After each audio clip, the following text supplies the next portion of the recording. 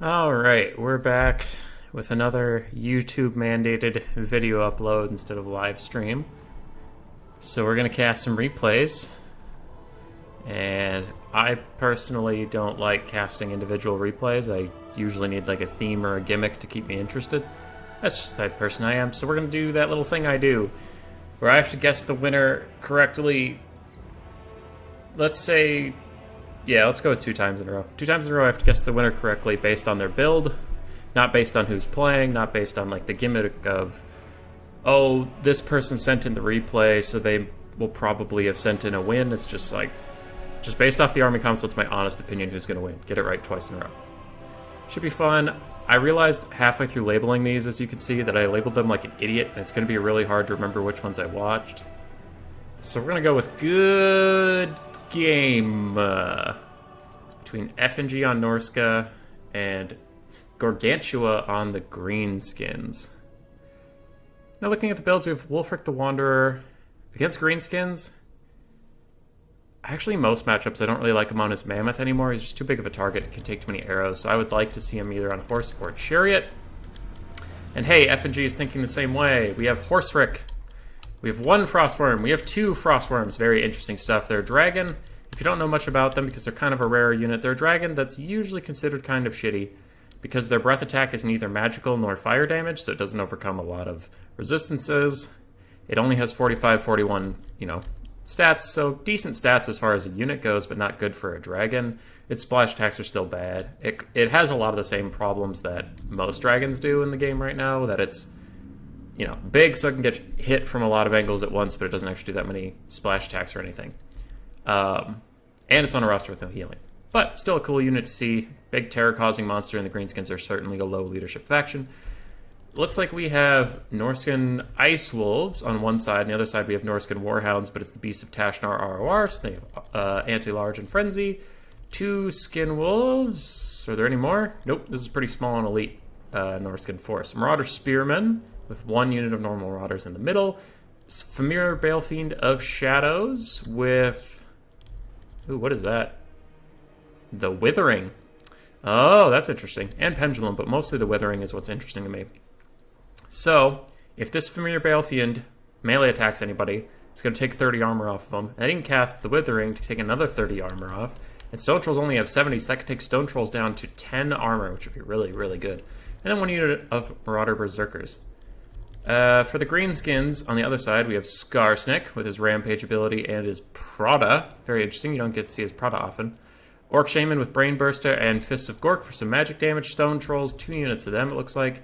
Savage Orcs backing up the lines with some Biggins mixed in. The ROR Night Goblins for some Unbreakable Troops. The Rusty R's and Nasty Skulkers on the flanks. It looks like way off in Nowheresville, we have Forest Goblin Spider Riders, Wolf Riders, a really bad camera transition, and some Forest Goblin Spider Riders and Wolf Riders. So no skirmish cav for the Greenskins, just pure, melee cav. And it's quick and it's light, but it's not really a skirmish cav.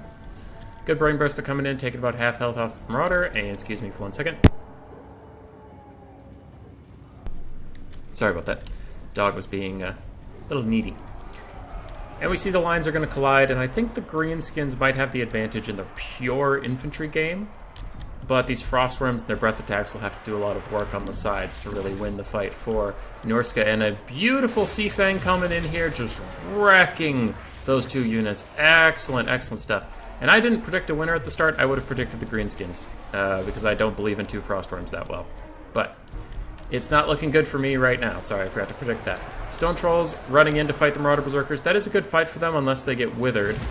Ooh, and they get Fists of Gork for even more stats. They have some very impressive stats right now, but F&G is very on top of his magic, breath attack, Seafang game, and is wrecking these front lines with side breath attacks, pendulums, and whatnot. So the Greenskins are in rough shape, but you can see that, as I said at the very start, they should win the infantry fight, because in parts where there wasn't massive interference, they clobbered the Norscan troops. and that is very good for them so far. Now, Severe Balefiend, I think, should be a little more aggressive. Get up here, take on some of these Stone Trolls, reduce their armor so that these Berserkers can get some work done. And Wulfric the Wanderer is going in deep with very little support. His only support is these Berserkers that are past him, so he's not surrounded by his own troops, he's surrounded by enemy troops, and they're about to break pretty soon here. But a Frostworm comes in, and these Stone Trolls are already very low in leadership. They're going to tear her out away from here almost assuredly. Oh, the Wa immune to psychology is keeping them in the fight. As soon as that wears off, they are going on a ride. And you can see the other Frostworm coming in here, very nicely played by F&G, and the Beasts of Tashnar in the back have routed off the Rusty R's, and now they're coming in for a rear charge in this Greenskin force, and that is going to do a lot of damage. But you can see this Frostworm is getting absolutely worked on. Oh my god, he came in here with full health, he left with about a quarter. That is tough. Familiar Balefiend of Shadows freeing himself up with a very nice pendulum, and F&G's magic is probably trying to carry him through this game. Wulfric the Wanderer is getting pounded on by Skarsnik, though, and that's probably not the Hunter of Champions' ideal way to die, to some smelly goblin in the middle of nowhere. Another Sea Fang coming in. This one not... Oh, the tail end of it got some good value there, but there's only one Night Goblin, so probably the banner fooled him a little bit. But F&G is trying to ride away now. Just get out of this bad situation. There's one full health Frostworm. The other Frostworm dives back in, but immediately routes off again. Cowardly, cowardly creature. What is their base leadership? Base leadership's like 70, which is, it's okay, but clearly not enough for these creatures. It looks like the Famir Balefiend. Yep, Famir Balefiend and Wulfric are teaming up. Oh, but the Frostworm rear charge, and now Skarsnik's going to be the isolated one. And it looks like there's another Pendulum coming in to try to clear off some of these reinforcing Greenskin troops. And Skarsnik is all of a sudden standing pretty much alone in a terrible, terrible situation. But a good Brain Burster coming in from the Greenskin player. And I have never heard of this person, but they are playing quite well. I hope I see them in tournaments sometime soon. Looks like the Frostworm is going to get the Fermented Fungi. And while it's not rampaging, it does have minus 24 melee defense, so F&G is going to pull it out of there before it does take a ton of damage. And Skarsnik and all of his crew here are getting work done, but he is somehow rallying in the midst of all this. Ooh, Savage Orc Biggins, and very healthy Savage Orc Biggins at that, are surrounding him. I would be careful if I was Wulfric wandering into this many big boys with axes. F&G is committing, though. Skinwolf's coming in on the side. Looks like they're going to go after this Orc Shaman and try to get some good work done there. A Frost Breath coming in from the Worms. Two Frost Breaths doing very little damage. You can see maybe why this unit isn't particularly common. But it still does get nice charges, still it does nice breath attacks, and it's clearing out a lot of this chaff. Skarsnik's about to break, and if he breaks, I think that is going to be pretty much army losses for the Greenskins here. And there he goes, getting work done by Wulfric and the Frostworm. So it looks like all the Norskins have left on this map pretty much is the two Frostworms and Famir Balefiend and Wulfric. So they're single entities carrying them through that game, but Norska will win. And for the first game, I will be wrong. But it's okay. I'm okay with being wrong if I get to see Frostworms do well. Though, the Beasts of Tashnar did more work than one of them and almost as much work as the other. And they're like 1/3 the cost, so I still am not a believer in the Frostworms, but I do like the meme. Wulfric doing very well. Famir Balefiend also doing quite well for itself. Skarsnik, though, fighting back. But I think we're going to see a lot more value on the Greenskin infantry. No, not really. Stone Trolls? Where did most of the value come from? Huh, guess it was just spread out, or the Norskins largely ran away. But good game there, and that was the super long one, so I need to delete that. Yes. Okay, and then this is also F&G on Norska, so we'll come back to this one. Let's just go with normal good game. Oh, I did too many good games. Oh no. Alright, normal good game. DBD Stormrunner on Chaos versus Funny Man to You on the new Beastman. Ooh, double Gorgon. Double Gorgon coming in, 2 Razor Gores, 1 Poisoned Wolf thing? Chaos Warhound, that's it. I was trying to say Wolf Rat, but that's not everybody's Skaven. And then Malagor Dark Omen for a caster, no other casters around there. A bunch of Ungor front line that no one really cares about. The Destroyers of Drakwold, surprisingly enough. And 3 Centaurs with throwing axes. Good stuff, good stuff. Then for Stormrunner, Chaos Sorcerer Lord of Fire with Burning Head and Flaming Sword and Fireball. Alright, that's a lot of magic. 2 Marauder Horsemasters on this side. Marauder Horsemen. Okay, so 4 Marauder Horsemasters overall. Chaos Warhounds. Okay, we need to stop so I can make a prediction before something gets out of hand here. 2 Dragon Ogre groups. Chaos Marauders and 2 Forsaken. Skirmish advantage I would give to Chaos. Dragon Ogres, I think, can beat up Gorgons. I think because they can surround them and hit them on all sides. The Razor Gores are going to have a tough time. There's not a lot for them to chew on here. There's no Chaos Warriors of any kind. I'm going to go for Chaos. Also, this Chaos Sorcerer Lord in the sky should put a lot of work on Malagor if he ever gets close, so he can zone him pretty effectively. Breath attacks are going to be good, and etc. Ooh! And a nice engagement right away for Chaos, smacking down these Ungor herds with the Forsaken and Dragon Ogres, but now the double Gorgon are getting involved, and it will be interesting to see about my prediction to see if the Gorgons do get slapped by Dragon Ogres. I imagine they would just because there's so many models, but oof, the early fight is already going to the Gorgons. That is not great. But Chaos Warhounds are teaming up on the Razorcore herd, getting rid of them almost immediately, and a nice Dragon Breath attack, doing some good work to the Bloodbrute Behemoth, but also hitting his own Dragon Ogres a little bit. And the other Dragon Ogres are coming on the back to help. There's a Cygor summon. There's a lot of SEMs in this tiny blob. Horse Masters on the side are still just kind of poking and prodding, but it doesn't look like they're really committing to throwing at anything. I think the AI is stuttering a little bit there. And their Javelins are surely needed as these Dragon Ogres are getting slaughtered, as are the Forsaken beneath them. There's another full health unit of Dragon Ogres, though, and both Gorgons are down to about half health and low leadership. Looks like the Chaos Sorcerer Lord of Fire is going to run again at another charge. No, he's casting a fireball down the Bloodbrute Behemoth. That is some good stuff. Maybe take these Chaos Marauders, let the dogs chase off the Razor Gores, and take the Chaos Marauders and surround these Gorgons some more. They do have a one-way out of this fight, and I think they're losing that fight enough that you want to keep them penned in. Now, these Horse Masters over here are skirmishing with Breaking Destroyers of Drakwold. I don't think that is the best use for them, but clearly Stormrunner's Micro is somewhere else. A nice Flock of Doom coming down, doing a lot of damage, and yeah, we can see the Gorgons did manage to pull out of that little escape pocket that they had, just trying to get to safety, but the Bloodbrute Behemoth actually overcommits and is now pretty much dead, and that is a huge loss to have. Over here, the Skirmish Cav and Forsaken have destroyed some unit that I missed, probably some Ungors. But maybe the Chaos Sorcerer Lord of Fire is the one that is overcommitted now, as there is a Gorgon behind him slapping the absolute crap out of him. He has to pull up and get into the sky. Thankfully, his Chaos Marauders are right next to him, and he can push through them more easily than the enemy can. Chaos Warhounds with Poison Gun on top of the Centaurs with throwing axes, and in the backfield we have a summoned Cygor kind of wandering away, and a bunch of Beastmen forces not engaged in the fight. Chaos Sorcerer Lord of Fire is taking a ton of damage from this Gorgon. He has to get back up in the air, he has to get away from this thing, as another beautiful hit comes in, and if he dies, I think that might be the losing point of this game. Stormrunner definitely doesn't want that to happen, he's trying to pull up. Now, what is nice here is Malagor's right on his tail, but there are 2 Skirmish Cav right here, 2 more over here. You can all get under Malagor and push him away. Push him away from your Chaos Sorcerer Lord of Fire. Don't let him break, but it does look like only 2 are going to support him, and they're kind of at a back angle, so they have a higher chance of hitting their own Lord than the enemy. That is going to be tricky. Stormrunner has to chase him down. Oh, some more friendly fire coming on the Chaos Sorcerer Lord. I think skirmish mode is on for those guys, and they're just running away from Malagor at this point.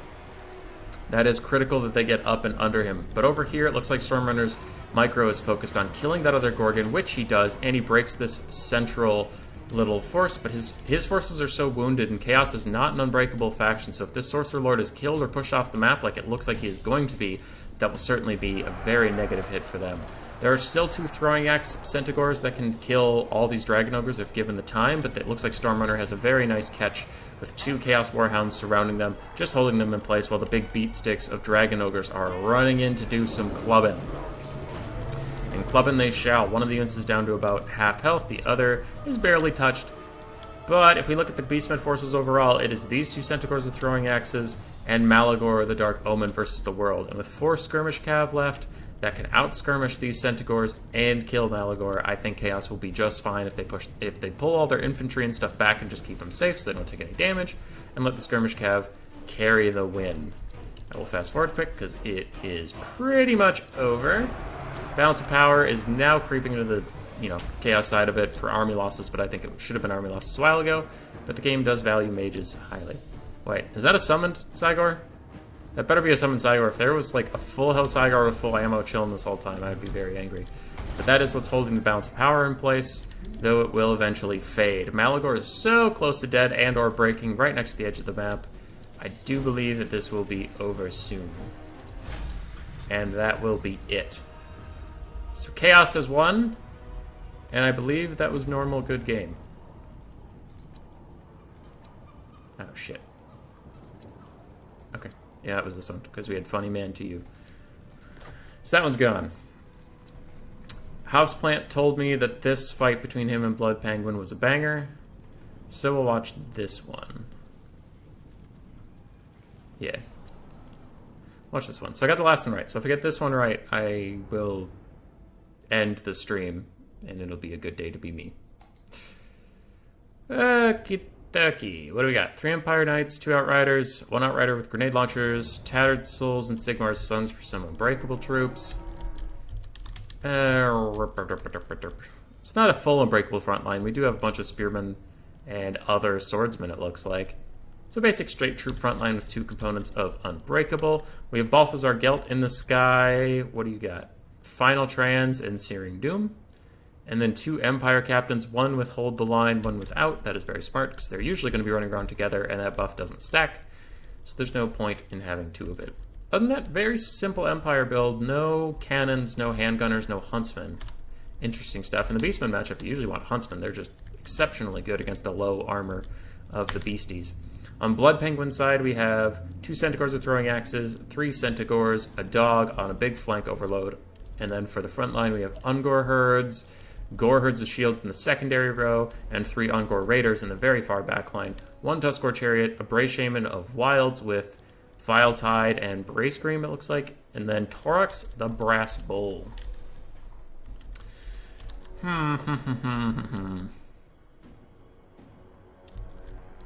Infantry fight, Beastmen will win.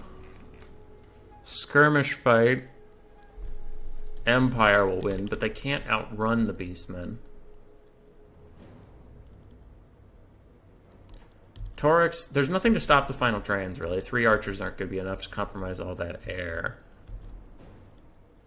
I like both builds. I'm going to go with the Beastmen. I think they can run down all the skirmish cav. So I'll go with the Beastmen for this one. Alright, as the front lines are colliding, I will check a quick Discord message. Casting replays. Boop. Sorry. Okay. And I've answered that before anything significant happens, but some Gore herds are taking shots from the Outriders with grenade launchers. I don't know about this, because Gore herds are more elite than the Ungor herds, but the Ungor herds are packed super tightly together, so grenades would do more damage. It's kind of a wash which one is a better target to shoot at. Tuskor Chariot's going to plow right through these swordsmen, doing minimal damage, but also, you know, getting through them. But there is no backline to compromise, there's no huntsman or anything, so Tuskor Chariots are just going to turn around a little disappointed and roll right back through the swordsmen into their own lines. Bray Shaman of Wilds getting chased by the double Empire Captain I've been seeing recently. And that is an interesting little goon squad for the Empire who's not used to having one. And Balthazar Gelt is charging Torax the Brass Bull in the face. That is a ballsy strategy. Torax misses his first attack, and Balthazar is very happy he did, and he is now going to run for his life and get back into the sky. Oh, how's it going elsewhere? It looks like the Grenadiers have helped kill all those Gore herds. These swordsmen did win, but the flank with all the cavalry is getting massively overloaded by the Beastmen, and they are pushing in free and clear. Is that a final trans coming in? Final trans coming in on Torax and an Ungor herd. Oh, and with the AoE bug, it also hits some Centaurs and other stuff, but a decent cast to be sure. Probably wanted also the Bray Shaman in there, but it looks like he has run far, far away. Torax is not taking any of this shit, though. 3v1, and he is slaughtering these Empire Captains, getting as good as he got. He does his little fiery explosion to clear some space, and he might even break one of those Empire Captains. Outriders are focusing on the Tuskor Chariots, because the Empire doesn't have a lot of hard-hitting melee mass to stop them. And it looks like a Bray Scream, no, Vile Tide and a Bray Scream coming in here, doing a lot of damage to this little Empire pocket. And it looks like the second Empire Captain is also being pushed off by Torax the Brass Bull. He ain't taking anybody's shit today. He is here for blood. Now, all three of the Empire Skirmish Cav are still alive and well, but their front line is kind of collapsing. You can see the balance powers going into favor of the Beastmen. Balthasar Gelt is plenty healthy and probably has a good amount of Winds of Magic. Maybe another Final Trans is coming in soon. Ooh, and an Ungor Raider unit gets a little too close to some Empire Knights and is going to take a good amount of damage. It looks like another Final Trans is coming down. That's a really good cast. Gets a ton of nice units, gets the Bray Shaman of Wilds, and it will pull the balance power a little bit closer back for the Empire, but a lot of things are going wrong for them. They do have the left flank entirely secure. That's their territory, but the center and the right have completely fallen apart. Balthasar, Gelt, and an Empire Captain diving in, and Houseplant is very aggressive with Gelt. Normally you see Gelt trying to skirmish and stay away from the fight, but Houseplant is using him as a combat lord. But Taurus the Brass Bull is getting on top of this Empire Captain. This Empire Captain has to get out of here. If 2v1 didn't go well for you, 1v1 is going to go even worse, and we can see just take an axe to the face. Is he going to get another hit in? Another hit, and that guy's going to shatter. There's no way with 45 health you rally. No way. What is that leadership? Wow, okay, I guess I'm wrong. 45 health is plenty to that guy. The Torx is still running around. Maybe a third Final Trans will take him out, but we'll see if Gelt has that kind of Winds of Magic left. Another good Vile Tide coming in. That's going to do good damage here, and takes a bit off the Outriders and Empire Knights. Tuskor Chariots still rolling with 2 models. They're very low on health, but they're doing okay. And the Raider Corps is a little aggressive here from Blood Penguin. This is 2 or 3 times now I've seen Ungor Raiders in the front line for some reason. Maybe their targets are getting out of range and they're running way too close, but I would like to see them pull back, as these guys are running straight into Spearmen. That is a tragedy for the Beastmen. They have tons of ammo and tons of health that they could be spending elsewhere. Outriders with grenade launchers are very damaged. These 2 Outriders normally are very good health and very good ammo, honestly, and they're just going to shoot down Taurus the Brass Bull. Where are most of the Beastmen mobile forces? Looks like the Centaurs have taken a lot of damage, otherwise they could be running down these Outriders. And Torx is just getting beaten down by these musket shots. Ooh, he is going to die. The Bray Shaman of Wilds is also very low, and if he dies, the Beastmen Leadership Corps will be entirely killed, and that'll be quite bad for them. But Balthasar Gelt has taken a lot of work off screen, probably got into a fight with some throwing axes, and lost that one. Grenades coming in here to push these Centaurs off of the 2 Outriders, and it looks like Houseplant is going to try to keep his Skirmish Cav alive, as the second Empire Captain is also going to fall and probably die. Did that other one rally, by the way? I kind of want to know. It looks like he ran off the field, which I'm not rooting against Houseplant, but if something rallies with 45 health after taking that big of a whooping, I'm going to be pretty mad. So the world makes sense again. Empire Knights are taking a beating from some Tuskor Chariots and the Bray Shaman of Wilds, and it looks like these Ungor Raiders will be secured, and maybe they can turn on fire, because they can counterfire these Outriders pretty well. But some grenade launchers getting in there a little ballsy. Thankfully for Blood Penguin, the Gore Herds with shields are super spread out, so they are not going to take a lot of damage at all from those grenades. Some of them are hitting the Bray Shaman of Wilds, though, and he is not enjoying that. Also, some musket shots are hitting him, and I do think these Ungor Raiders have to get a lot more aggressive about zoning off the Skirmish Cav, otherwise he is just going to get picked apart, and it looks like enough shots are going to go into the Bray Shaman to push him down. So for Houseplant, it is pretty much 2 Outriders and 1 Outrider with grenade launcher versus the world. Gelt's got to be close to out of mana, maybe has a non-overcasted Final Trans in the pocket, maybe has a Searing Doom or 2.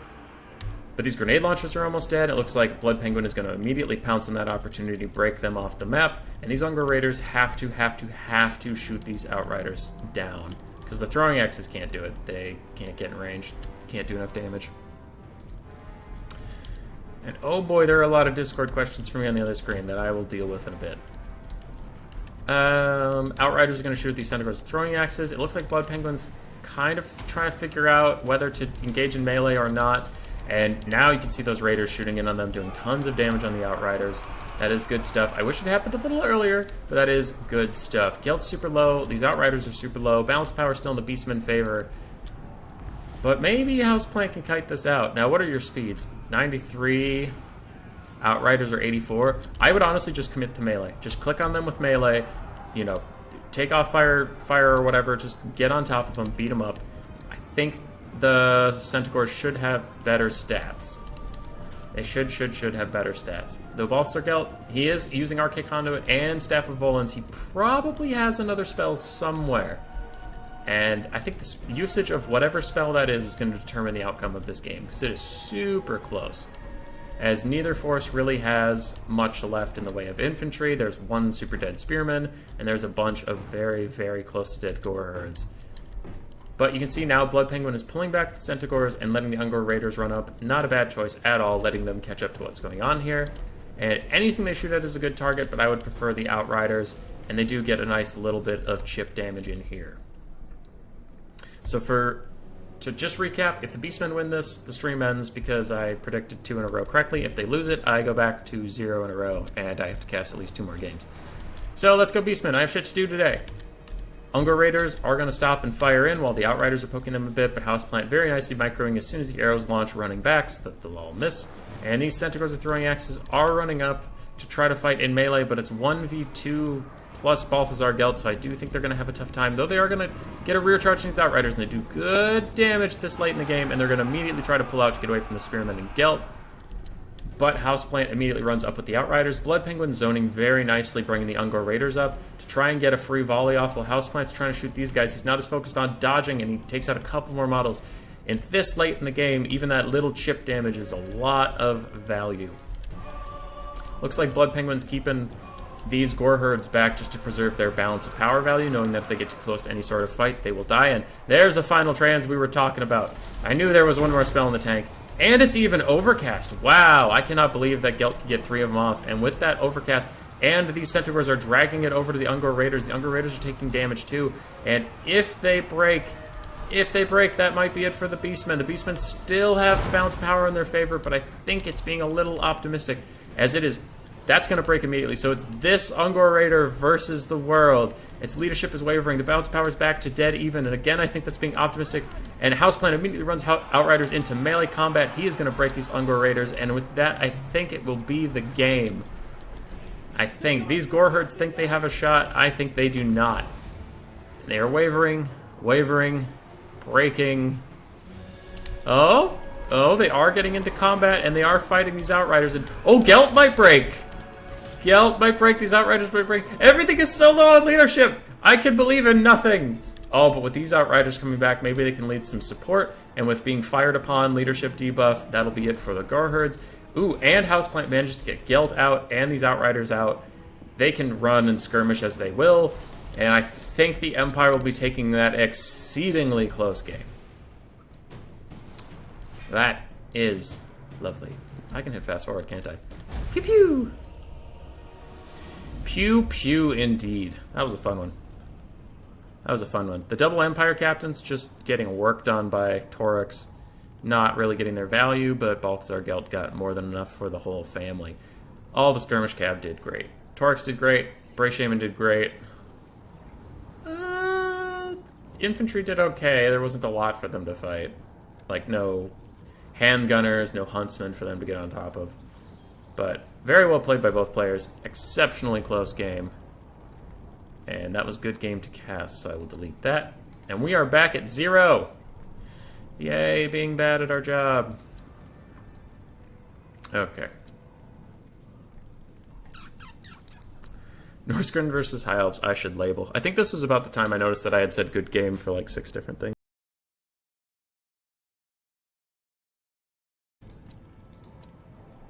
Let's see. Let's do this one. Natikaus, I believe, was sending me these replays. Vampire Coast versus Skaven. Natikaus is another newer player. I don't know if they're new to the game. I just meant I haven't seen them in like tournaments. It's not like they're Hadries or something. To upload later. And in the loading screen, I'll answer Discord messages because I don't know how to edit videos. But I don't want to cast them all the time. If I handle the organization pride pools. Hell yeah. Uh-oh, game's going on. Stop it. Stop it. I have a tournament in like 3 hours from the time of recording this, so I was just wondering if any of it was tournament related. Some of it was, some of it wasn't. Okie dokie, what do we got going on? I believe Natikaus was the Vampire Coast. We will have to check in the end screen, but for now I'm going to assume that's true because for some reason replays don't tell me who is what. Oh, this is a lot. This is a lot to take in. We have Luther Harkon up on his Terrorgeist. We have a Vampire Fleet Captain of Vampires with Nehek and Summons. That's good. Deck gunners, just one. One deck gunner, 2 sirens, 2 scurvy dogs, Queen Bess, some basic zombies, both pole arm and deckhand, and some handguns. Alright. Alright. For the Skaven, we have clan rats and Skaven slaves mixed. Oh, wow. And clan Vulcan's tail slashers, but a lot of chaff for the Skaven. That's some good stuff. Icket Claw on his Doom Wheel. Casting Storm Demon right now, it looks like. Is that going to hit? If it hits, it does a lot of damage. Oh, the juke by stopping in place. Very nice. Very nice by Luther there. Warplock Jezzails, the Natty Bubo sharpshooters, so they are currently stalking, but it looks like Queen Bess is shooting at the Clan Vulcan tail slashers and accidentally hits them. Rat Ogres, Packmaster, Plague Priest with both Summons, Pestilent Birth, and Vermintide, Icket Zap Zap, and Plague Claw Catapults. So Queen Bess, I don't love Queen Bess here, because Queen Bess is super good at taking out elite infantry. And Skaven don't usually bring that in this matchup. And if Icket Zap Zap was shooting Queen Bess right now with nothing to block it, it would most definitely hit the cannon and break it. Like, the cannon itself, not the crew. Now, I would like it, because what I like to do as Vampire Coast, take a Rotting Promethean. No, sorry, the Rotting Leviathan, the single big one. And put it right here to block the direct line of sight and protect the cannon. I do like doing that.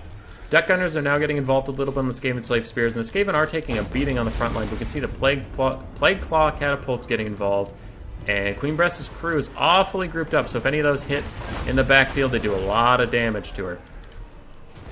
So we will see. The Warp Lightning Cannon is focusing on the caster, it seems. It's not a bad choice if you're going to have the Plague Claw deal with Queen Bess. That is some good stuff there. Sirens are surprisingly tanky to Jezzail fire, because Jezzails don't do magic damage, they do armor-piercing damage, which is, you know, okay, but they look kind of magic-y, but they're not. So they won't do that much damage to Sirens. I thought they did magic damage for the longest time, so I'm not trying to say, wow, this player sucks! It's like, I mean, they're big purple bullets, so you assume they do magic damage. Icket Zap Zap is doing a lot of damage onto the Vampire Fleet Captain. Oh, by the way, I'm voting for the Skaven to win, because I don't believe in Queen Bess here. I should have said that, but I don't believe in it. And the Vampire Fleet Captain of Vampires is just getting destroyed by Icket Zap Zap. And the thing that sucks for her is Icket Zap Zap setting all of her stuff on cooldown, so she can't cast Invocation of Hell on herself until she dodges a volley. Because the volleys are going to come in fast enough that they'll keep her in permanent cooldown lock. Oh, she gets one off as it's going to hit.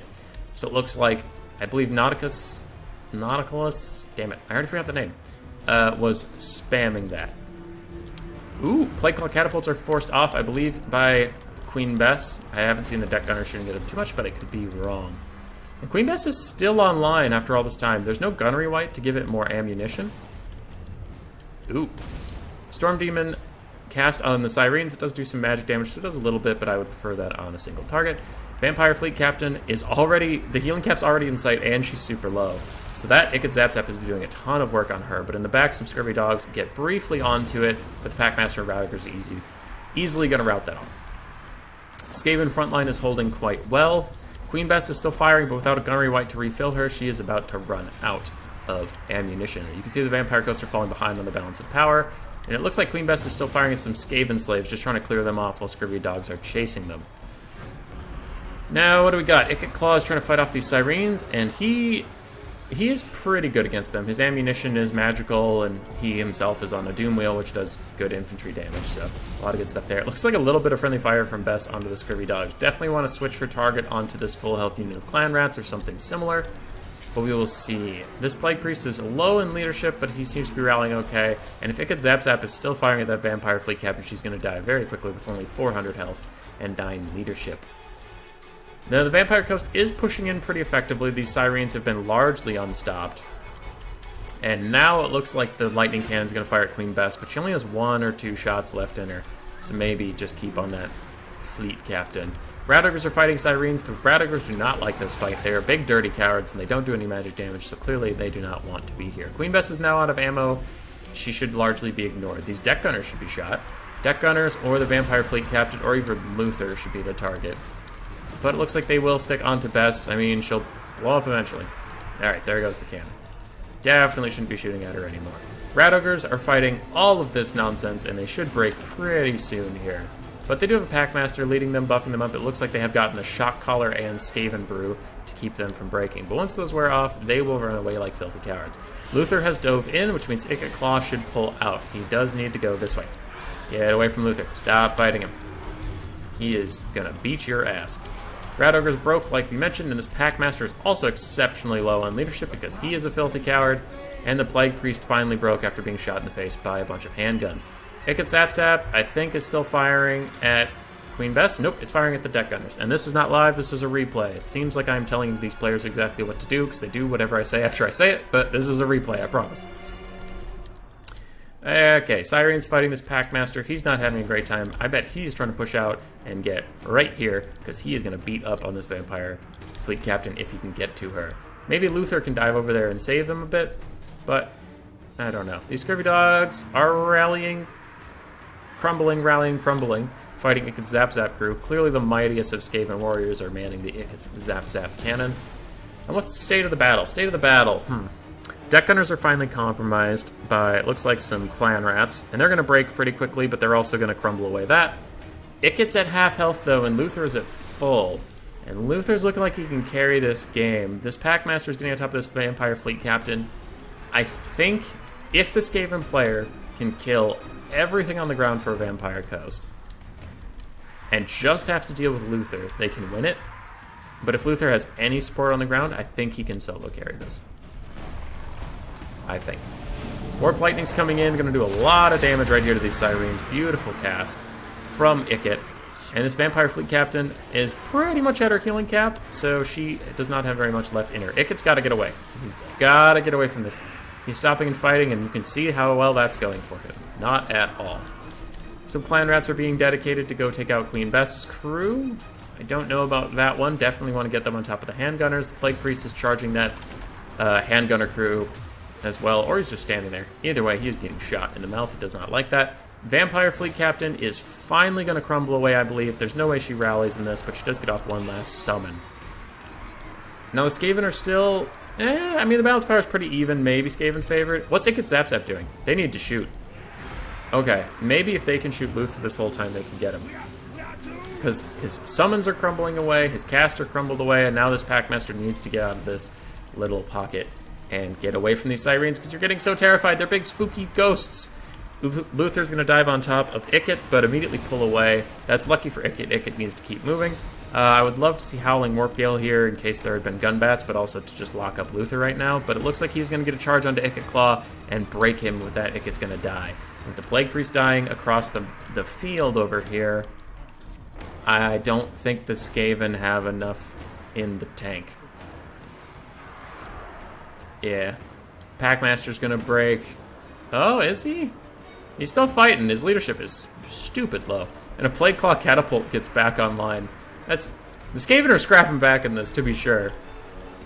They're trying their best. I just don't think they have enough. I don't see anything here that can kill Luther. In the end game, he can just start psycho-charging around a lot.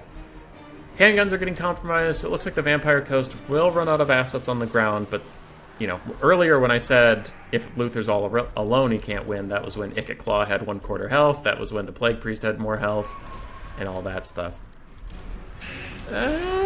Okay, he's getting good work done, this Packmaster. I was going to say, if he fails to kill this Packmaster, he could get dragged down, but with that dying, I think it's going to be a lot of the Skaven charging in and the Skaven running away.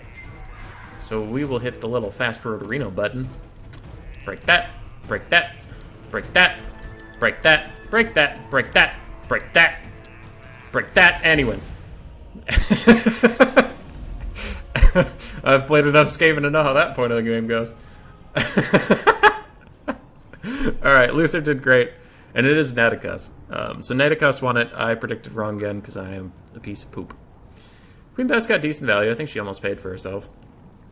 Ikit did fine. Packmaster, after fighting all that time and nearly heal capping, got 700 value. One Clan Rat got 1,000 value. Probably the one that got on top of the Deck Gunners. Wolf Rats did okay. Radicers did okay. Ikit Zap Zap getting 3,000 value. Jesus. That's some nice stuff. That's some nice stuff. That was a fun game, though. That was a fun game. Anticity's messaging me. What does he want?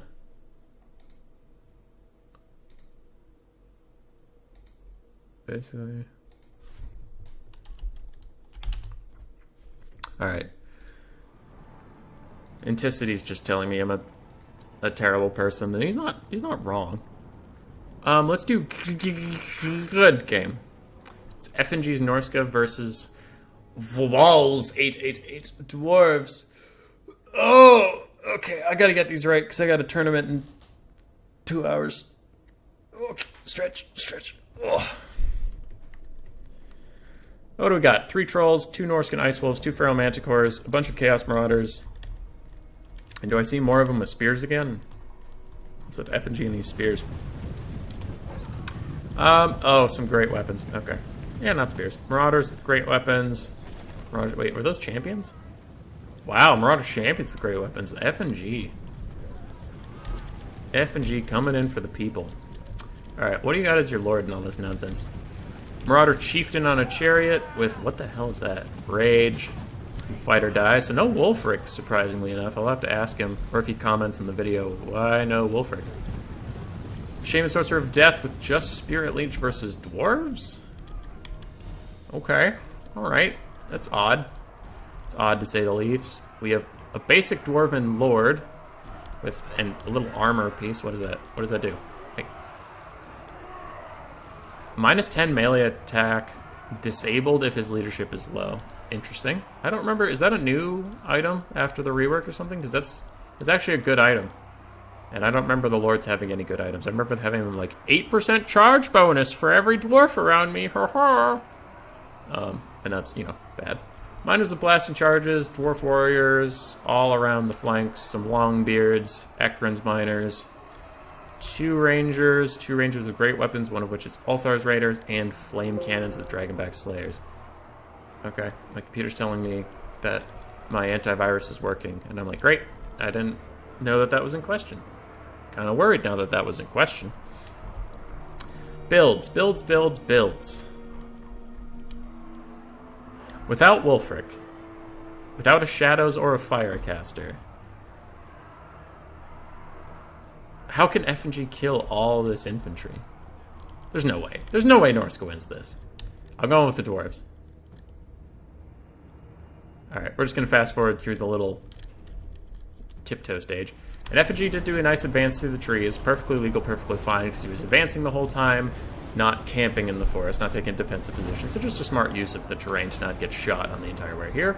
Now Marauders are taking a lot of damage from the Flame Cannon. Wait, Flamestorm? Where's that coming from? There's a Shaman Sorcerer of Fire with Flamestorm. That does slightly change my calculus on this, but I'm still going to go with the Dwarves. Alright. Missed that, but it does a lot of damage. Takes out a ranger unit, takes out some of the Flame Cannon crew. That's nice. That was a nice Flamestorm. And a Manticore's diving into the top of that Flame Cannon, but there are Dragonback Slayers right there, and if they get on top of it, they are going to work it down. Marauder Champions. It looks like FNG has committed all of his Marauder Champions to the same flank to try to bust through rather than 2 different flanks. And this Flamestorm coming back through, doing some damage to some Longbeards, but also Marauders and taking them out. And some Blaster Charges are coming in on the back. Now, the Flame Cannon has been shut down, but the Dragonback Slayer successfully pushed that Manticore off. And the other Manticore is way over here chilling. FNG has gotten dogs onto Rangers that have fled outside the formation. Very nicely played by him, and it looks like this is going quite well for Norska, and not so well for me. Another Flame Storm teasing on the edge of these Rangers, but doesn't actually commit to getting on top of them. And I wonder, is he really gonna dive a Manticore in right in front of the Dragonback Slayers? But the Shaman Sorcerer of Death also charges into Dragonback Slayers, and that is going to be probably pretty terrible for him, but it does allow the Manticore to run around these Rangers, so maybe it was just an intentional sacrifice by FNG. Oh, I realize what that Sorcerer is for. He brought Spirit Leech for Gyrocopters, and there weren't any, so maybe he's throwing him away now because that guy's useless to him, and the Manticore getting on top of the Rangers is more worth it. Don't know, but that's my guess. Marauder Champions are doing quite well, Ice Wolves are doing quite well, my predictions, not so much. And this Lord is getting worked down, and we're just going to hit this real quick. Whee! Boop. The Dwarven Blob is getting worked down. I mean, the Lord held really well. He fought off 3 units of Trolls and a Marauder Chieftain, but the rest of the battle is going completely to shit. So that's not ideal for him at all. Some blasting charges trying to come in on top of these Marauder Champions, but they are Marauder Champions, tons of armor, they don't give too many shits about that. Dwarf Warriors and Slayers and Longbeards trying to team up on this Manticore, but since it's not rampaging, you can easily just pull out and get away. Ice Wolves in the back, cleaning up everything that leaves the formation very nicely. I wonder if there's another Flamestorm right here. That would be pretty beautiful. But it looks like F&G doesn't need it, as Marauder Champions are going to whittle through that Dwarven Force. And we're just going to hit... Ooh, fast forward, because the Flamestorm did come in and kill a bunch of things. 3,000 value on the Flamestorm caster. Everybody else is dead to me. Yeah, everybody else is dead to me. Dwarven Lord did okay. Minus Blast Charges did okay. But mostly these things just got murdered. Dragonback Slayers paid for themselves. Good for them. Good for them. And I'm wrong again. Okay. Let's go back to Stormrunner. Yeah, wait. Okay, that's F and G. That's F and G. So we want to space out the F and G-edness. Yeah, we'll space out the F and G-edness. We'll do another Stormrunner game. Warriors of Chaos versus Beastmen. I just want to get it right and go home. It's the exact same build we saw before. Beastmen have a different build than we saw before. I'm going with Chaos for the same reasons. Because Jabberslythe, throwing axes... Yeah. If Stormrunner can zone the throwing axes from his Dragon Ogres, the Dragon Ogre should be able to kill everything here. And with 4 Marauder Horsemasters, I think he can zone them off quite effectively. Other than that, we have 1 Centaur unit, it looks like, to help out, 3 throwing axes, a Harpy unit, Gore herds with shields mixed with Ungor Spearman herds, a Bray Shaman of Beasts, a Beast Lord, and a Jabberslythe. And then 1 Tuskor Chariot unit. So kind of a small Beastman army, apparently very elite. I wonder why that is. Bray Shaman of Beasts has, oh, he has like 4 or 5 spells. Alright, yeah, that's a lot of money. That's a lot of money. Stormrunner advancing, and that Jabberslythe is going in a little deep. He got on top of the Skirmish Cav, which is, like, you know, good for him for a moment, but now he's going to get surrounded by Dragon Ogres. I imagine that these 2 Marauder Horsemasters are going to pull back and then shoot him from all angles, and that Jabberslythe is going to have a pretty bad time. Over here on this flank, some Chaos Warhounds with poison do get caught and immediately murdered, but while they're getting murdered, the throwing axes are getting killed on the side by Marauder Horsemasters. Certainly, I would take that if I were Stormrunner. And it looks like the Jabberslythe got out at the cost of the Bray Shaman of Beasts. So that very expensive caster is going to get routed off just as he casts a Feral Manticore that's for some reason not screaming in my ear, but I'm okay with that. You know what? I'll let it happen. Chaos Warhounds with poison do rally, and it looks like 1 Centaur throwing axes was pushed off, so the trade on this side of the map is about equal between the 2 forces, but the center is going very well for Chaos in general, and there's no real left-hand flank fight.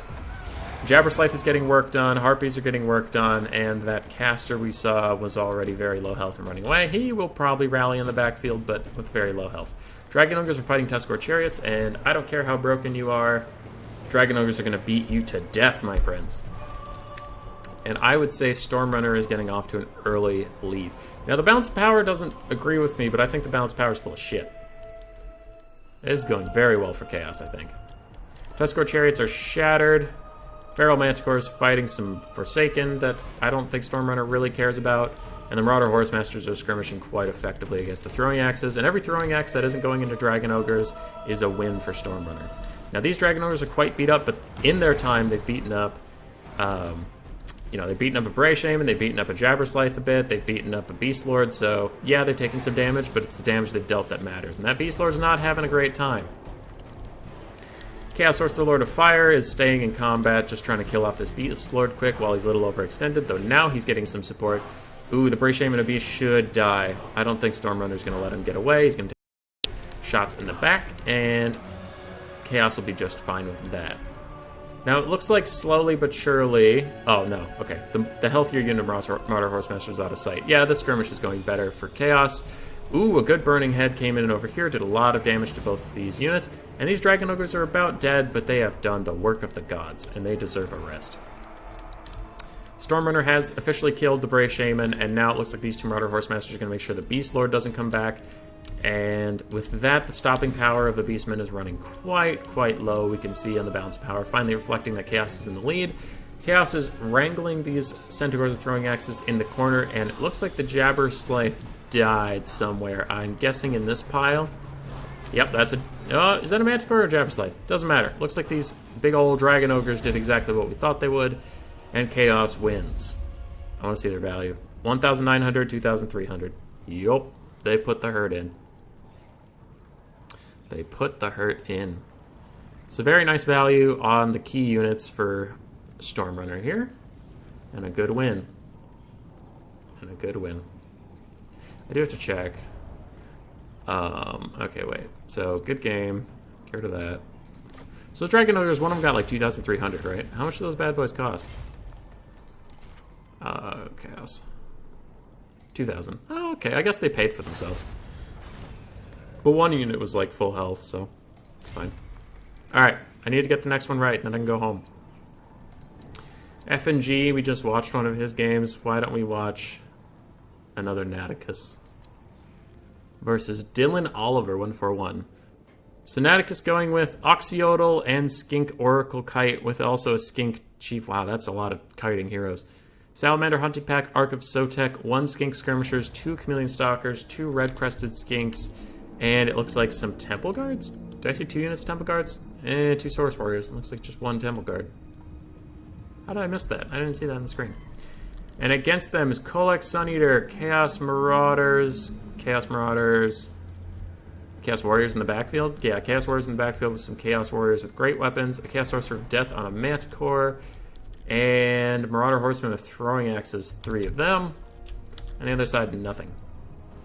And I have a very nice cat on my lap who's trying to distract me from my job, but I will not be distracted. So who's going to win this? I'll go with the Lizards. There's a lot of kite here. There's a lot of kite here. If they want to, they could just keep falling back. Those Chameleon Stalkers do have to get involved pretty quickly here, though. If they do not, that will be bad. Skink Oracle shooting in, and Kolek's getting worked on because of the... Well, yeah, I guess it's a bug because the Skink Oracle fires twice, but this is also what he's meant to do. It looks like those Salamanders are trying to fire in on Kolek. I'm not sure, they're missing a lot because they, for some reason, kind of suck at this. Chameleon Skirmishers are fighting back, and it looks like these throwing axes on the side are actually going to do really good work. This Skink Oracle needs to go this way. This way. Get out of here. Skink Chief in the sky on a Pterodon's also poking at Kolek. So Kolek's taking a ton of damage, but it looks like the Lizardman front line fell apart a little faster than I was anticipating. Well, that is no good. That is no good at all. Skink Oracle's got to get out of here. This is a bad place to be. He's got halberds behind him. He's got throwing axes behind him. He still has 1 clear escape that he can get out. But it looks like Naticus is trying to save the Umbral Tide with his micro. And now is pulling out just in time as there were Chaos Warriors with halberds coming in for him and Kolek Suneater. Oxyodal's trying to shoot him but missing a lot, and that's a little unfortunate. Now the Chameleon Stalkers have gotten involved in this flank, and they are doing some good damage to Chaos Warriors in conjunction with Saurus Warriors. But it looks like these throwing axes are in melee with the Umbral Tide, and that is very bad for them. The Skink Oracle pops Foe Seeker to try to run away. He has 94 speed, and Kolek has 67, so hopefully he can get away. After that charge animation carries Kolek forward. In the sky, the Skink Chief is beating the absolute shit out of the Chaos Sorcerer of Death. That's some good stuff there. Still on Ark of Sotek is doing a lot of damage to these infantry in this area, and that's pretty good, but he's taking a ton in return because he's standing in a bunch of Chaos Warriors with halberds. So that is a little tricky. Kolek is just staying on top of this Skink Oracle, who every time he stops to try to turn around and shoot, he takes too long, and Kolek gets back on top of him. Bounce power is going early into the favor of Chaos, but the Lizards do have a lot of skirmish left in the tank, so maybe they can clutch it out. We will see. Chaos Sorcerer of Death is quite low, Kolek's quite low, though there are 3 pretty much full health units of Horsemen throwing axes, so that's going to be a little tough. Flock of Doom comes down along with the Ark of Sotek to do more and more damage to these Chaos Warriors. Skink Oracle, if I were you, I would just run. I would stop trying to turn and shoot. I would just run and let Oxyodal and that Skink Chief cover your butt. You need to get some distance, my friend. No! No! Don't turn! Oh no! Kolek goes into a charge animation. Alright, he misses his attack, though he does somehow stutter the Skink Oracle while missing. And he hits the second attack. And he doesn't get a third attack off just yet. And now he rears up for no reason. Interesting stuff. These Chaos Warriors with halberds are almost dead, and this Ark of Sotek is still fine. It looks like an Earthblood's coming in here, not on the Skink Oracle. And the Skink Oracle turns and fires and does a ton of damage to Kolek before getting blasted in the face. Foe Seeker's got to take him out of here. He's got to run, he's got to run real fast. Get away from Kolek, because that's also your caster, and you really don't want to lose him. Another Flock of Doom coming in on these Chaos Warriors. The Skink Oracle is stopped. Oh no! He gets hit in the back and he is running, and I don't really think he's going to come back. But over here, the Chaos Infantry is all extremely damaged. In the sky, the Chaos Sorcerer of Death is very, very damaged as well. Oxyodal's fine. The Skink Chief is shooting down at Kolek. This is honestly a pretty close game. Pretty close game overall. Where are the Temple Guard? Temple Guard are right next to the Ark of Sotek. They're super wounded, so they're probably going to die soon. And it looks like Kolek's coming in for that Ark of Sotek, and he is going to want to get out of there. He does not want to fight Kolek. Oxyodal's running from all these skirmish cav. And some units are shattering over here. I mean, there's still 2 units of Chameleon Stalkers and a Saurus Warrior over here, so the Lizardmen have some infantry support. And the Ark of Sotek took some more damage. It's very low on health and it's low in leadership, but it's rallying somehow, routing off Chaos Warriors and Chaos Warriors with halberds.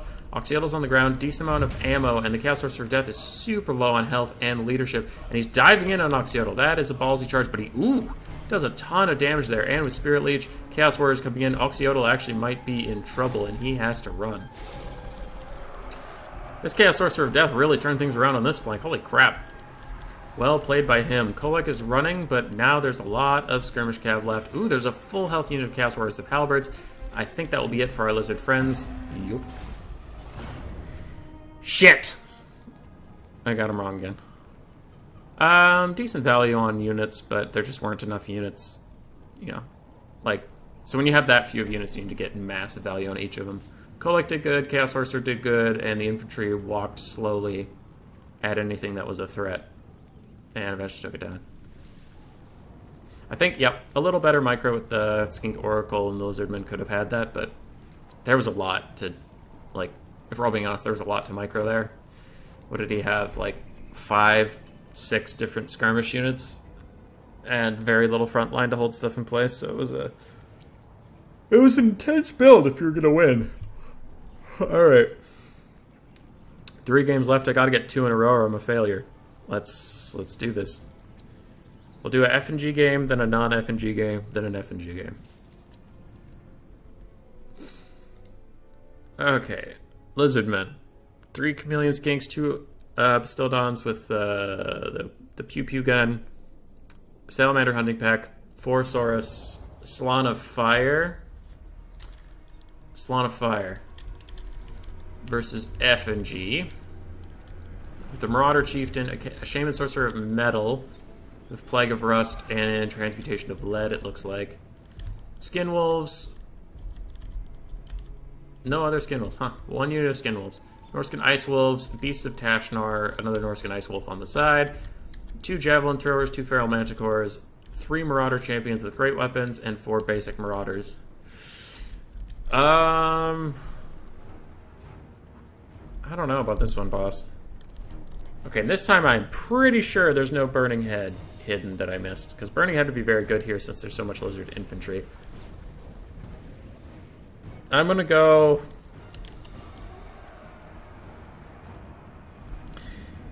Lizardmen. Yeah. I do think the Lizardmen build is better. Though, actually with 2 Manticores that get on top of that. But, there's no Burning Head for all the Saurus. That's something I would bet on. Yeah, I'll go with the Lizardmen. Screw it. Screw it! I don't want to doubt F&G, but I promised myself for this challenge that I would go on the army builds alone. And army builds alone, I would bet on the Lizardmen if I was being honest with myself. Here we go. That is a Flamestorm? No, Banishment. Bound Banishment from the Salon doing very nice damage. Alright. Massive gulp of water to save the dry throat. 1 Skink cohort in the back has been shattered. And it looks like Beasts of Tashnar are well into the back line. The problem with the Lizardman backline for the Beast of Tashnar is there's not really a backline. It's just Saurus, Saurus, and Saurus. So, I don't know what they're trying to flank. Maybe get on top of these Chameleon Skinks, but there's the Legion of Chalkwall right next to them to help deal with any problems. Ooh, the Salon Mage Priest has way overextended and now needs to push back through Marauder Champions to get to his own lines. That is a risky gamble, but it looks like it's maybe pulling off. As Saurus are breaking. This Salamander Hunting Pack does do good damage to the Chaos Pharaoh Manticore, but it's also way overextended for its own good and needs to run away from these Marauders. The 2 Bastildons are firing into the other Chaos Manticore, it looks like. Over here we do have the Transmutation of Lead, but debuffing all of these units. and skink cohorts are getting slapped down by marauders everywhere you look. Now, these chameleon skinks did run away from all of their support, and now they're getting run down by dogs, and it looks like the Saurus are a little slow to respond. That Manticore broke again, so if it breaks the third time, I think it's dead. Umbertide is running away from these marauders easily enough. Nice kite back up into this area. Just have to be careful not to get caught up there, or you'll immediately route off the edge of the map. Salon Mage Priest of Fire casts the Burning Head down these marauder champions. I wonder if it was overcast or not, because if it was overcast, it would do a lot of good work. Ooh, but this marauder chieftain, with the potion of aptly named Foolhardiness, charges straight into Saurus Spears and takes a lot of damage for his trouble. But over here, Effigy has a great play with 2 different dog units, killing all these chameleon skinks. So very nicely played there. The Salon Mage Priest is falling back from all these javelins, but taking a lot of damage as he does it. And these 2 solar engines are actually running a little low on ammo. The balance of power is quite even, but I think Norska has gotten too many good picks across the board. I think they'll largely be okay here. Potion of Foolhardiness wears off, and all of a sudden that leadership spikes down, but not low enough to get rid of him. And Transmutation of Lead lowers the Saurus melee attack to 0, trying to give the Beast of Tashnar a leg up on the situation. They're still struggling pretty hard, but we will see. Some good hits from the solar engines landing on these skin wolves. They do great damage to them. And the Salamander hunting pack has run all the way around here and gotten back. So now they are firing in on the skin wolves and doing excellent damage. That was a great volley. They need to keep shooting in on those Marauder champions, though, as those guys are going to be very hard to deal with at this point. And they keep firing in. Looks like they're still shooting at the skin wolves. Not a terrible target, but again, I think you should switch on these heavily clustered up units that are getting super close to your Salon, getting super close to your solar engines, and oh no, they're pulling up too far. I don't think they have guard mode on. They're still targeting those skin wolves that are now out of range, and they're running into those marauders with great weapons. And over here, the Marauder Chieftain has died for fighting too many Saurus spears in his day. Oh, I shouldn't say die, but if you're a coward in Norscan culture, you're eventually dead. And the Salon is being attacked by Marauders with great weapons. Well, Marauder Champions with great weapons. It kind of looked like the Salamanders were attacking him, but it's this Manticore on the other side of him that they're attacking. And the Manticore does good damage, taking him out. And without the Salon, and now with all these things compromised and standing in the middle of great weapons, I think it is only a matter of time. So we're going to hit this little friendly button. Whee!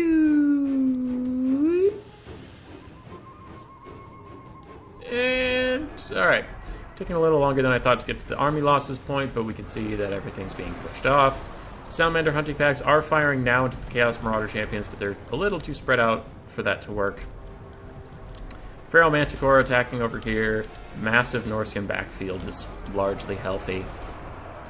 And still think it's only a matter of time. So I'm going to hit the Wii button again. Wii! Wii! Okay, so the Marauder champions did get pushed off, but at heavy cost. The Lizardmen are pretty much down to an out-of-ammo solar engine, a half-health unit of skink cohorts, and that is it. And I'm going to reach for the button again. Boom.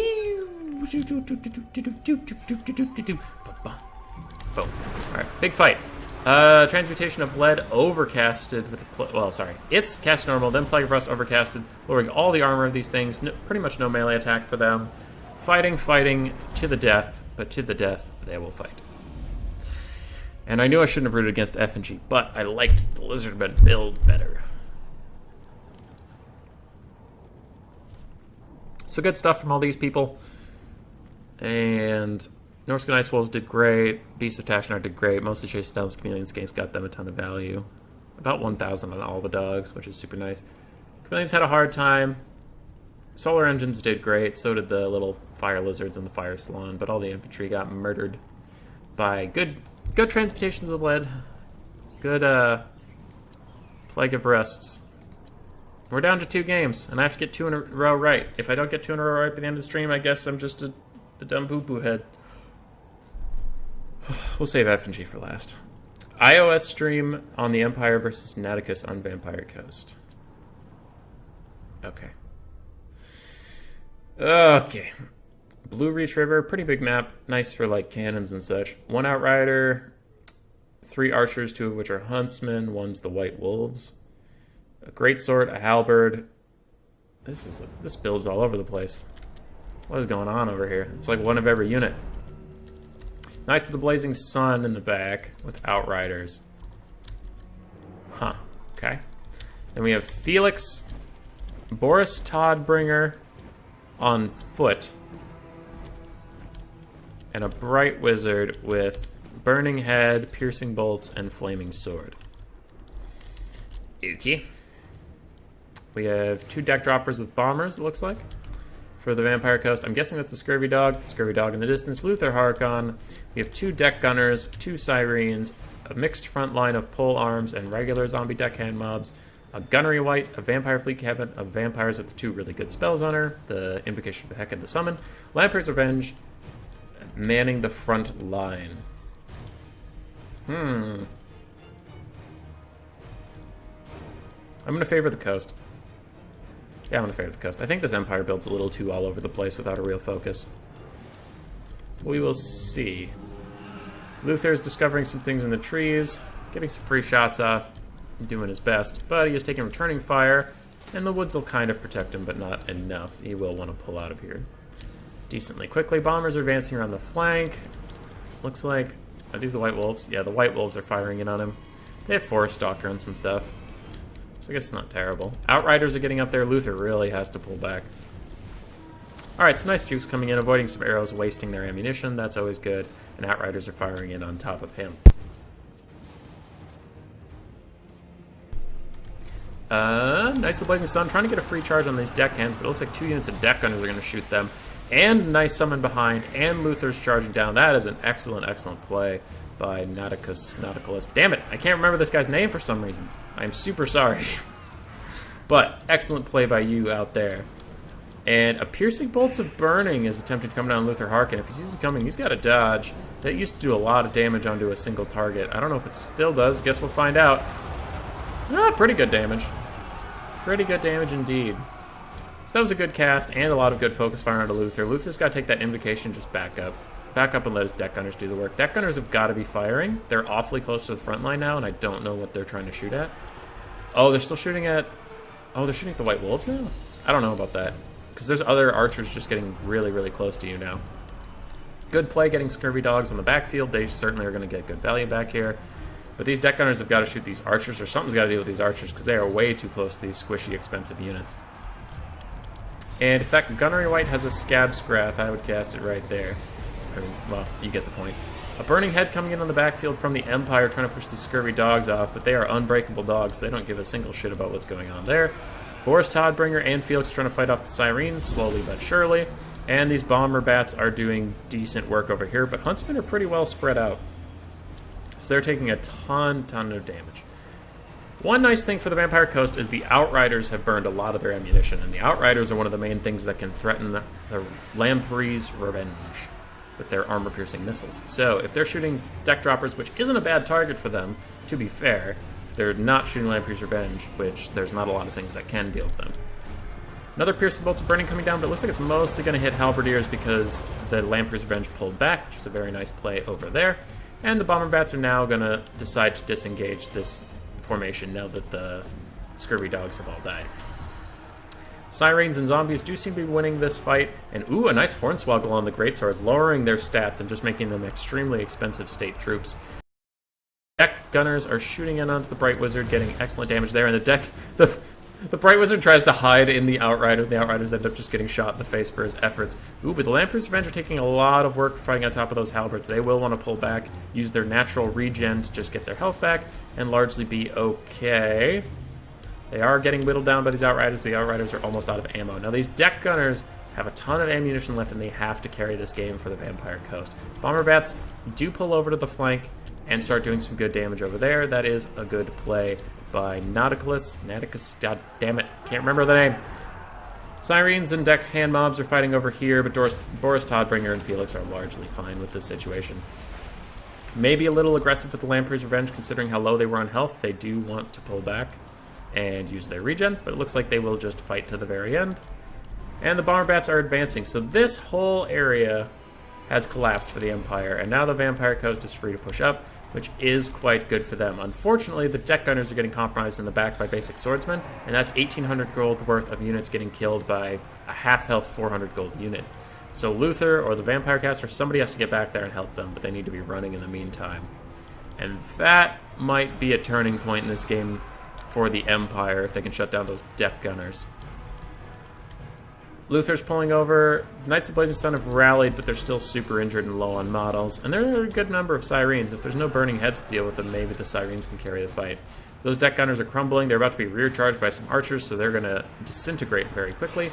And these bombers need to get over here and help out. Which they're trying to do, to be fair. I just think it might be too little too late. Luther might even want to run over here and get into melee just to terror out off those swordsmen and secure the deck droppers. Syrenes are fighting Knights of the Blazing Sun. I forget who I voted for here. I voted for Vampire Coast, because I thought the Empire build was all over the place. Got it.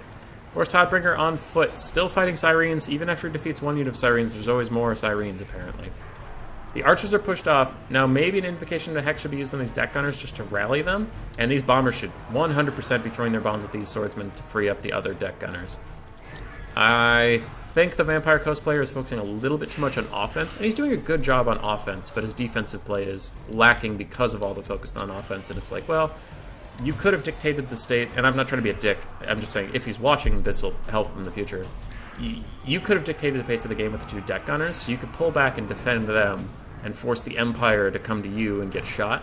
Right now you're charging Luther into Boris, which is, Luther might be better than Boris in this isolated situation, but all Boris can do is melee fight you. Luther could kite with his deck gunners, and Boris couldn't do anything about it. So you're opting into the last option the Empire have, which is to fight you. That being said, bombers are providing excellent support on the top, keeping those huntsmen running away. The Syrenes probably come back and support Luther, who's kind of getting worked on in the 1v2 over here. One of the deck gunners did rally, but it's about to be shot in the back by archers and attacked by swordsmen on the front. The other one is fully crumbled away. Gunnery White is running around near some great swords, and a summoned deckhand mob is looking to try to support him, but I wonder if they're still trying to attack those outriders who are out of ammo. Should probably just leave them be. If this Gunnery White has a restock, which he does, he should definitely give ammo to either Luther or the gun bats. And how are we doing otherwise? These Syrenes are trying to chase off the Bright Wizard. The balance power is slightly in the favor of the Empire. Now, the Gunnery White has been surrounded by great swords, and he doesn't have Scab Scrath even in his inventory, so he can't get himself out of trouble with that. The Bomber Bats definitely have to come over here and blow up this blob and get the Gunnery White out of trouble. Hit fast forward for just a second. Vampire Caster is going to come in. Luther's coming in. I wonder if he has any Breath Attacks or anything left. But this situation is getting a little untenable for the Vampire Coast, as the Vampire Caster is getting worked on by Boris and Felix. And now Luther dives in, but he is nearly heal capped, so I wonder how much he can even help. All the bats are out of ammo. I wonder if the restocks were already used or not.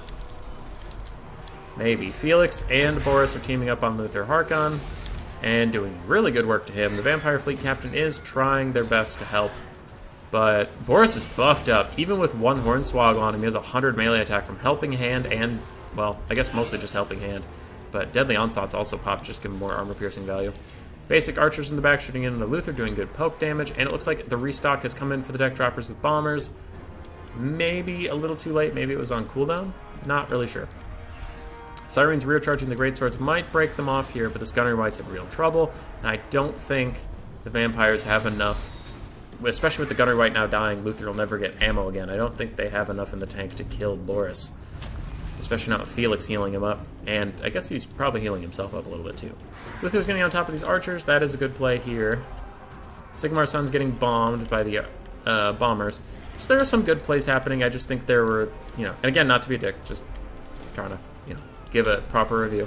There were just one too many mistakes made with the Vampire Coast. The initial, I'd say the early game went very heavily in the Vampire Coast favor. The mid game, it fell apart a little bit, and now the late game has been pretty good, but it's, it's like the saying, too little, too late kind of thing. So a little mid game work, and that'll be fine. I think the Vampire Coast Empire matchup is pretty even, so it was a good build. I like the build overall. Luther is getting rear charged by Boris Todbringer right now and taking a lot of damage for his trouble. Syrenes are about to fade away, and then without any ground chaff to help them out, I think it'll be a slow grind to death for the vampires. And there we go. Okay. Yes. I have one game left. I never got 2 in a row. I am a dirty loser noob, dumb idiot, buttface. XMT, Giovanni Giorgio versus FNG. Okay. I'm gonna stick with it to the end of the stream. I'm gonna predict based on the build. 3 Norscan ice trolls. 1 Marauder Horsemaster. Marauder Champions again? Marauder Champions again. Wolfric the Wanderer this time. Alright, getting our boy back. Familiar Bale Fiend of Shadows. Icehorn Marauders and basic Marauders on the... What's it? Who's it? I got another message from Anticity I'll ignore for now. Decent rush build. What do we have over here? Double Sister, Arrows of Torquilata or whatever. Rangers, Silver and Guard, Techless, Silver Helms. Alright, I'm going to vote for FNG. I'm voting for FNG because I actually think his build is better. I think the Marauder Great Weapons, the Marauder Champions will slap through the Silver and Guard just fine. I think he has enough to deal with the Archers. I think he's going to be fine. That being said, his Marauder Champions are getting worked on, but fuck it, I already voted for him. Let's go, FNG! Seafang coming down the line or already happened? Already happened. It did good damage. Half health on both these Silver and Guard. One unit of Marauder Champion with Great Weapons is already completely screwed, but the others are now in combat and they will do quite well now that they're there. 3 units of the Norscan Ice Trolls are not yet in combat. They wanted to avoid a lot of the arrow fire on the advance, and now they're getting in there. And Wolfric's trying to help these Rangers, but he's taking a lot of damage from the Sisters as well. Dogs are in the backfield. They should be able to charge in on top of these Sisters and do quite well. Silver Helms were riding out to meet them, but it looks like they missed their mark just a little bit on a quick lapse in micro. Rangers and Silver and Guard are getting worked on, but it looks like maybe a Burning Head is going to come down. Oh, no, it's that Bound Fiery Convocation coming down the line. Going to do some good damage, but it looks like the Northkins were able to push forward just enough to dodge it. Some of the end took a little bit of damage. An AFK unit of Marauder Horsemasters in the backfield, saving them for the late game. But both the Sisters are compromised. The front line has largely collapsed, and I think FNG will take this. I will not hit fast forward just yet. That seems a little disrespectful. But I'm mentally hitting the fast forward button, which announcing that is equally disrespectful, but too late, we already did it. Marauder Horsemaster still chilling. FNG just having them watch out for any high elf reinforcements coming by. And what's this? An overcasted Flock of Doom, it looks like, coming in on against the Norscan forces. Sisters of Avalorn are largely screwed. Wow, a regrowth cast on them. I mean, it's keeping them in the fight. They are hanging in there. Silver Helms are trying to cycle charge down some trolls, and they do manage to break them off. Rangers are fighting Marauders, which is a good fight for them, but the Silver Guard and Spearmen are getting absolutely worked on. A second good Pit of Shades coming in from FNG, getting good damage down onto the ranged units. First one was on the Archers, and it completely shattered them. This one's on the Sisters, and it's doing good work, but not killing them outright. Seafang coming in on the Silver Guard. They have good magic resist, so it didn't do that much damage, but it was a good cast. Hey, the Marauder Horsemasters are here, and they're looking to party. Wolfric has routed off the Silver Helms, and with his Marauders, yeah, his normal Marauders are great weapons. It looks like he'll kill these Spearmen. Some Trolls are being routed off, some are coming back. I don't know, Trolls are cowards. What's going on over here? Silver Guard are holding pretty well, even against great weapon troops, which is surprising. 2 units of Sisters of Avalorn, despite being completely surrounded and beaten up on all sides, are somehow still in the fight. That's kind of shocking. But it looks like Wolfric and the Familiar Balefiend aren't going to let that happen for very long. Marauder Horsemasters are getting shot while netted by the 2 units of Sisters of Avalorn, but Wolfric's gotten on top of them now. And the High Elves are pretty much out of juice. They have Techless and extremely wounded units, while Norskins are also a little low on troop power. Wolfric's actually a combat lord, and the Familiar Balefiend of Shadows is kind of a combat caster. So I have a little more faith in them to clutch it out. This is ending up being close, though. These Ice Trolls are rallying. Other Ice Trolls are rallying in the distance. They're just trying to regen up a little bit before getting back in the fight. Wolfric is fighting these Sisters. And wow, Sisters of Avalorn are like unbreakable. Holy crap. They don't give a single shit about what's happening to them. Okay, Marauders are great weapons. Marauder Champions. Who's all left here? Looks like most of the Marauder Champions are dead. Is that a Pit of Shades? Is that another Pit of Shades? It is. That's another Pit of Shades. That's going to do some good damage here. Break off 1 unit of Silver Helms. Probably break off another. Okay, guys. Alright. High Elves are not okay. That's not okay. You have 38 health and you're fine on leadership? Get out of here. Get out of here. Alright, another cast of Seafang. Missed a lot of these Rangers because they were chasing the Marauders, but Wolfric gets in there and he is going to try to beat them up.